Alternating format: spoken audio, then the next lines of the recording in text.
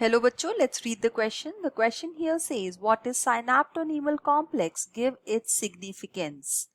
तो इस क्वेश्चन के अंदर हमारा जो की कॉन्सेप्ट है वो है मियोसिस, जो कि एक तरह की सेल डिवीजन है। तो इसके अंदर एक स्ट्रक्चर जो बनता है जिसको हम साइनाप्टोनीमल कॉम्प्लेक्स बोलते हैं, उसके बारे में हम यहाँ पे बात करेंगे। तो सबसे पहले हम बात करते हैं जो मियोसिस है। मियोसिस की स्टेज होती है मियोसिस 1। मियोसिस 1 के अंदर एक स्टेज है जिसको हम प्रोफेज 1 बोलते हैं, और इस प्रोफेज की एक सब स्टेज है जिसको बोलते हैं जाइगोटीन।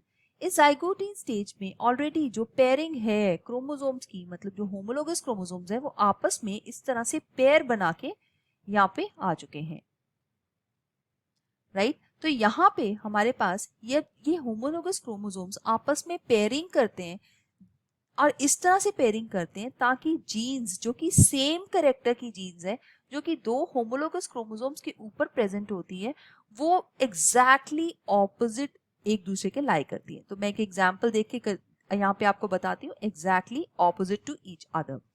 सो लेट्स सी कोई एक जीन है जिसका नाम ए है। तो ए जीन अगर यहाँ पे है तो इसकी ऑपोजिट अलील दूसरे क्रोमोसोम पे होगी, तो ये ए और ए बिल्कुल आपस में पास पास में आ जाएंगे। So I can say that there is gene to gene interaction between the homologous chromosomes. तो ये एक क्रोमोसोम है, ये दूसरा क्रोमोसोम है जिसकी सेंट्रोमियर है, और ये जीन्स टू जीन इंटरेक्शन यहाँ पे हो रही है। तो जब ये जीन टू जीन इंटरेक्शन होने के टाइम के ऊपर ये जो स्ट्रक्चर बनता है, इसको हम बोलते हैं साइनैप्टोनीमल कॉम्प्लेक्स।